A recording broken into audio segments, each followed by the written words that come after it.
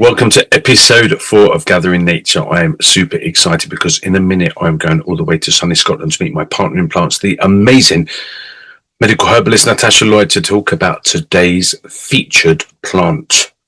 Are you ready? Let's go and meet her, shall we? Hi there, it's Natasha here, and we are now looking at garlic mustard, or also known as Jack by the Hedge.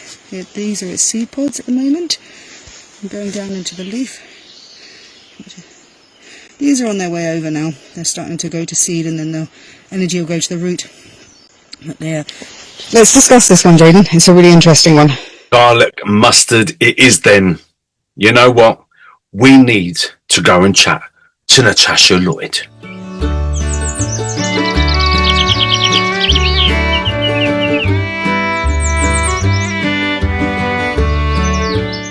My dearest partner in plants, Natasha Lloyd, welcome to this week. I've already seen you prancing along the Highlands of Scotland. Now, in the comfortableness, is that an English word? Comfortableness in the comfortableness of your home, because now we're going to chat. You wanted to chat about this, about garlic mustard, so let's do it. How are you doing, Jaden? I'm all right. Very excited to be here. Thank you very much for asking. It's all important parts. So garlic mustard is a lovely plant. I didn't discover it until quite late in my plant journey. And I discovered it with a friend of mine. I was walking along and I was like, what's that plant? And that is a great joy when you find a plant you don't know. And I was going down to her house and she was stacking wood. And I said, I found a new plant. And it happened to be growing. I'd seen it on my walk. And then it was growing near our house. And she was like, I've never even noticed that. So it's funny how you sometimes just don't see things. Yeah. And then we started looking it up in books and everything. And it's a plant that's been used for food and a bit for medicine for quite some time. It's a really fascinating flavour. So when it's really young, it tastes more garlicky. Okay. A back note of mustard. And then as it matures into flowers, it goes to more mustardy flavour. And then when it's in seed, it's like wasabi, horseradish. Really? Yeah, it's really strong. So, of course, the whole mustard family are good for circulation and all that sort of stuff. But I love the way it changes flavour. Is it called garlic mustard because of its similarities to both of the other plants, or is it actually related to both of the other plants? It's not related to either of the other plants. Okay, it just happens to have similarities going on. It's related in that it's in the same family as mustard, the Brassica family. Okay, but not garlic. No, it's not an allium. So it's quite interesting that it has those garlic notes, those flavours in it. It's also called Jack by the Hedge. Okay. Why was Jack used? Is there a reason behind it? No, actually, that's an interesting one. I need to look that up, why the name Jack was used. Yeah, and not Peter by the Hedge or Henry by the Hedge. I would have preferred Henry by the Hedge, actually. Yeah, that's a great term, isn't it? It does sound a little bit like he's a perv, but it does sound I've seen Henry by the Hedge again. What was Jack up to? So Jack by the Hedge, love it. I do love all these kind of old folky names that are attached to the plants. Amazing. So tell me, what do you use? How do you use it? What can you do with it? So quite often I'll go out and get a little bit of it to add and cut it up for a salad, just to give an extra note of a real kind of, what's I'm looking for? Garlicky mustardy note? Yeah, a garlicky mustardy note, but also an exuberance, a real burst. That's the word I'm looking for. A real burst of flavour. Okay. And what part are you collecting? The leaf, the seeds, the flower, the stem, the root? You can take all of it. I wouldn't take the root because I like the whole plant to be left where it is so it can grow again there again next year and I know where it is. But often the leaves. You don't need much of it at all. It's really good with mayonnaise. Okay. Because it cuts through some of that intensity of flavour. Okay, so these are the leaves that we're talking about at the moment. What else would you do with the leaves? You could make it into, so there's an old way of using it, which I don't like using that term old, but it's something historical that was used.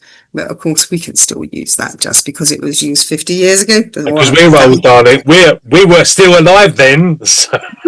We were. But it was called Source Alone. Okay. Weird. So there's actually, hang on, I've got my book. There was a book called Provision for the Poor in the Time of Death and Scarcity. Nice catchy title. Written in 1699. I do prefer Foraged Condiments as a title, but anyway, carry on. Absolutely, it's a little bit more approachable. By Robert Sibbard, who was doing it in Aberdeen. Called it More Than Edible. And it was supposed to be the first book on foraging in Scotland. Wow, okay, that's really cool. Yeah, so the there were no supermarkets then, and we'd kind of lost a bit of our ability to do that. So this was to help the poorer sectors of society go and get some food. Wow, okay. But Source Alone was also the name given by Gerard. Is he a friend of Jack or Henry? He was a bit before their time, I think. Okay. He was 1597. Okay. And people used to use, mainly eaten by country people as a sauce for their salt fish, and helpeth digest the crudities and other crude humours that engendered by the eating thereof. Language is very different there, nay. Yeah. Basically, it helped digestion, and it goes very well with fish. So will this be just the leaves? This was just the leaves at that point, and it would be made into a sauce, like a tomato type sauce. Okay, so you would like boil it up with a little bit and kind of blend it and. A bit like you would have spinach on the side of your plate, when you boil it up. And okay, right. So it would. What about what would you use the? You said you can eat everything, so what would you use all the rest of it for? The flowers just have their own, have a lot of the flavour, and so you put them in salads as well. Then decorate. Yes, delicious in a salad. I do love flower salads. Actually, I have to be honest. Yeah, they are nice, aren't they? They're really delicate. These aren't, they're delicate, but they pack a punch. Okay, yeah. And then the seeds, I've actually pounded them up to make a like wasabi type or horseradish paste to go along with sushi. Wow, interesting. Okay. That was fun and still is fun. But something's really interesting. So for our American viewers, a lot of people see this as an invasive plant. Okay. And it has taken over quite large areas in parts of the States. And it doesn't allow much else to grow around it. Okay. That doesn't happen here. It just grows in clumps. And it's not an issue. Do we know why? Yes, that's really fascinating. So it has a chemical in it that hinders the growth of other plants, and it becomes an invasive plant in that area. What's interesting about it is that it actually is to do with the soil microbiome and the mycelial networks. Okay. I'm spotting trends in our conversations now with plantain and stuff like that. Wow, okay. Oh, I love the mycelial and the mushroom stuff. I studied that a couple of years ago. So the soil microbiome in the areas of America compared to the soil in the UK has got a very different mycorrhizal structure, i.e. This plant was only introduced to America about 150 years ago, and it hit a very different soil biome and mycorrhizal network. Mm-hmm. And because that is more established in the UK, that intertwinement of Jack by the hedge, mycorrhizal network and soil bacteria, it's learnt to live with each other. But because it's taken to a new area, it has become invasive because there isn't the balances and checks of the soil bacteria and the mycorrhizal networks. Wow. So in another, I don't know how many years, then that will then be a balance and check of those different bacteria and other structures. Mad. Fascinating, isn't it? Really cool, yeah. I haven't seen it here. I did find, well, obviously, I said I hadn't seen the plantain found the plantain. Yes. Different kind of variety, I think, because quite small but still quite lance shaped. But yeah, I haven't seen Jack by the Hedge, Henry by the Water, whatever it's called. So I'm going to start checking those out here. I think very interesting about the difference between here and the same plants over in stateside and this part of the world as well. I think we might need to find ourselves a transatlantic herbalist at some point. Ah, that's a good idea. I know somebody that might be interested in Okay, we doing need to it. touch base because it's very interesting to see, especially in the States and Canada. There are so many English as well that just go, "Oh, I've seen this growing in my mum's lawn," and we, I don't know if it's the same strain, different strain, all this kind of stuff. So it would be really interesting to find out what's going on over this side of the world as well. So Yes, maybe we should look at that. I know somebody that's not long moved to a new area. Okay. Let me contact her and see if she's Okay, interested. viewers, be warned, there might be another beautiful addition to Gathering Nature very soon. But I've not finished asking you and bugging you at the moment. Roots and stem. What am I doing with that? I tend to leave the roots of this one alone because it doesn't actually grow that well. It does grow well, but it doesn't have big areas. So when I find a clump, I tend to just take the aerial parts. The stem can be used. It also has an element of antifreeze in it to buffer the winters here. So, So you shouldn't actually eat too much of this. of the whole plant or just the stem? The whole thing. Okay, so just flavors really, Yeah, it's just, but you don't need much. because it's so pungent. Yeah. Okay. Do you Just a use little the bit. seeds in would you use the seeds, I don't know, in breads and stuff like that? I guess how you would Yeah. use poppy seeds. Oh, like you would use mustard seeds. Mustard seeds, sorry. I'm poppy seeds as well now. Use poppy Yeah, seeds. poppy seeds. Yeah, bread. Yep. Okay. Yeah, easily, and that's probably one of the best ways to do it, thinking about it. Okay. Gonna have to do a book at some point with these recipes we're coming up already. You've got a couple more bloody version of your bloody foraged condiments is going to be like the Britannica Encyclopedia by the end of this show, mate. So,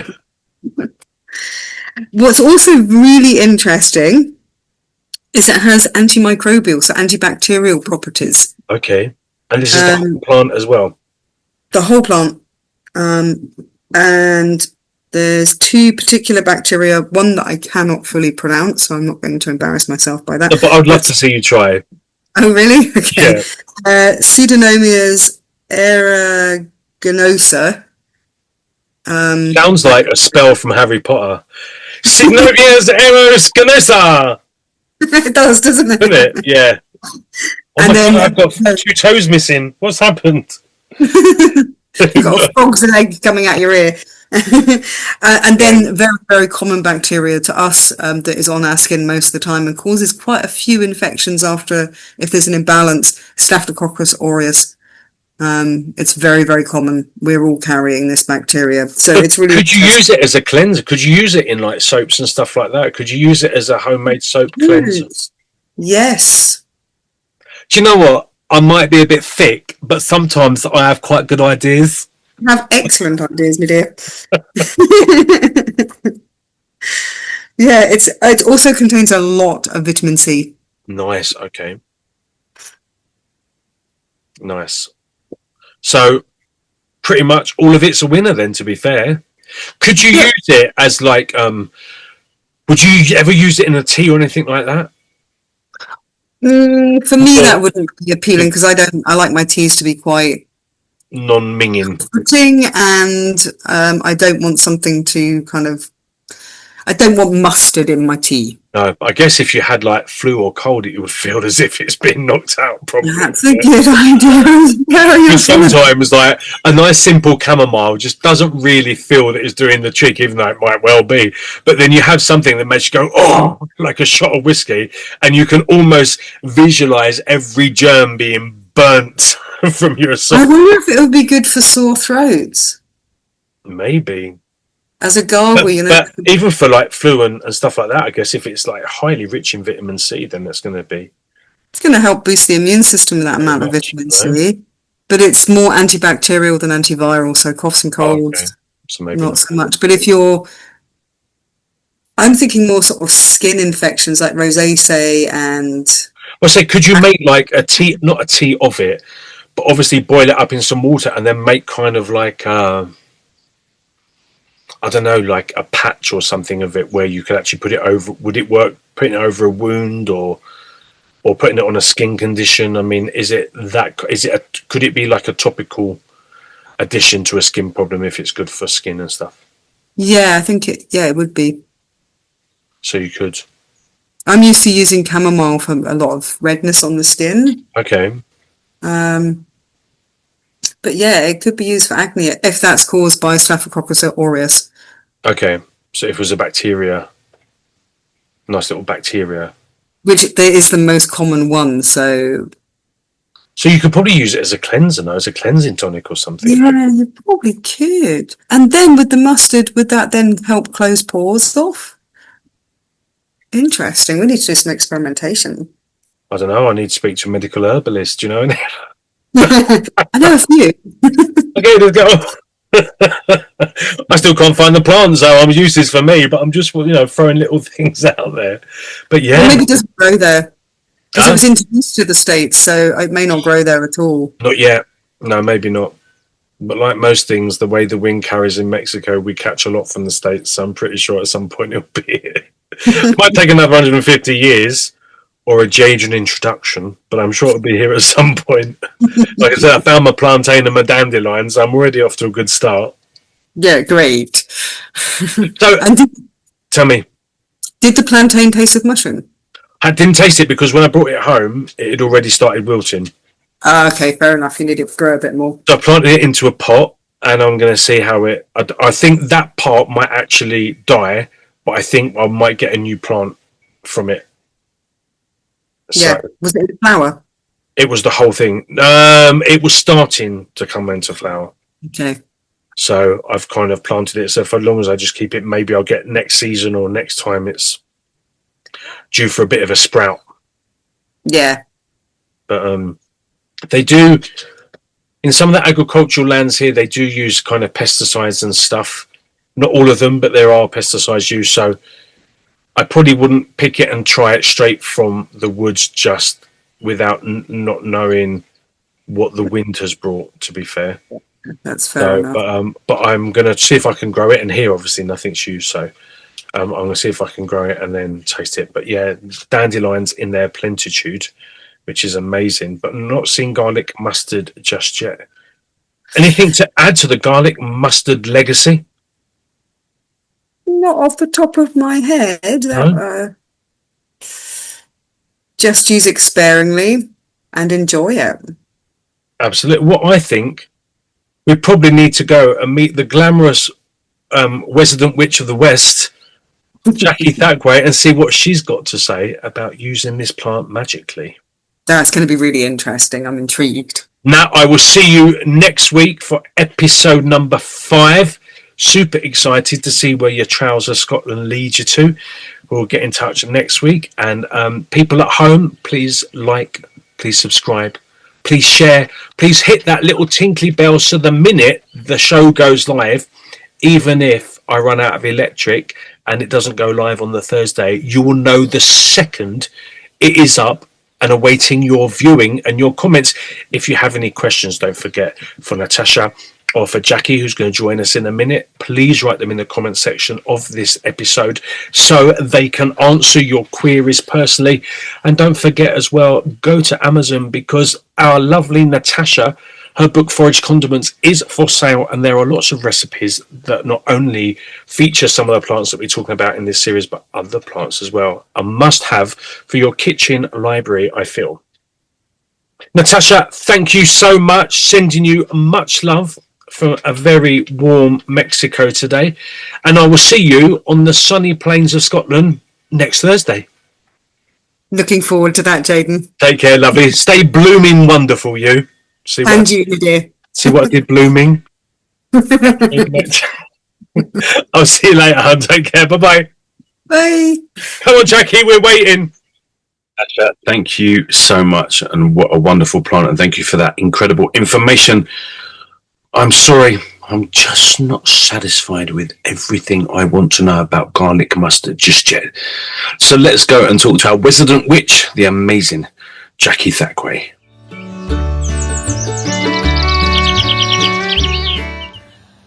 Hiya, so garlic mustard.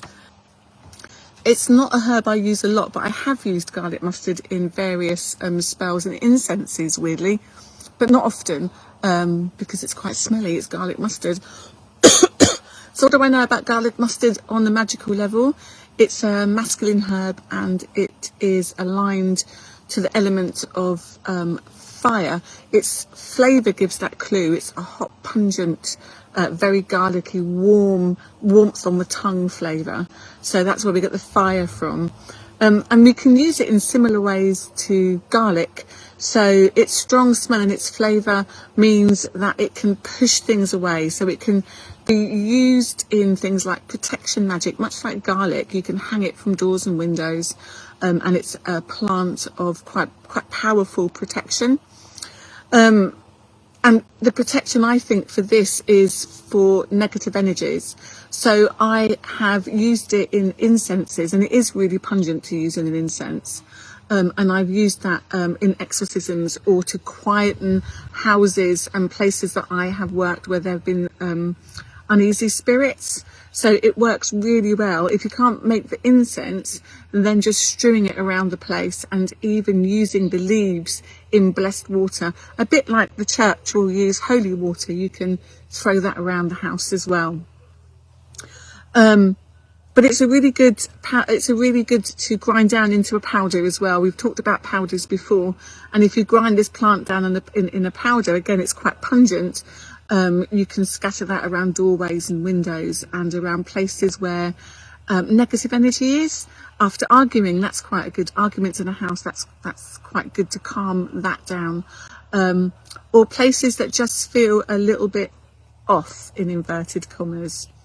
You can carry it for protection as well. I would say carry it in a powder form, or just the leaves. Dry them out if you want between the pages of a book, and then put them in a wallet. And also, people, I've heard, I don't grow it myself, but if you grow it in a garden near to the house, it attracts prosperity, and it's also supposed to keep away thieves and ne'er-do-wells. So that's garlic mustard. Fascinating little plant, not one I use often, but I have used in the past, particularly in incenses to address negativity around hauntings for me. How lucky am I to not only be gathering nature, but also be gathering some incredible information from the fantastic medical herbalist Natasha Lloyd and the wonderful witch Jackie Thackway. Thank you, lovely ladies, for joining me again this week. I'm already excited to be discussing with you next week's plant as well. Thank you, wonderful people at home, for joining us today. I hope you like, I hope you subscribe, I hope you share, I hope you comment. Don't forget, if you have any questions for Jackie or for Natasha, please write them in the comment section of this show. That would be super amazing. Don't forget to check out both of the wonderful ladies on their social medias and get on Amazon, because don't forget that a lot of the recipes for a lot of the plants we're talking about are featured in Foraged Condiments, which is Natasha's book out at the moment. Not only is it beautifully illustrated, but it's a wealth of information and recipes. So I suggest you go and get that for your kitchen bookshelf. The three of us will meet again next Thursday to bring you another wonderful plant. Already can't wait. We'll see you then. Take care. Stay blooming beautiful. Bye-bye.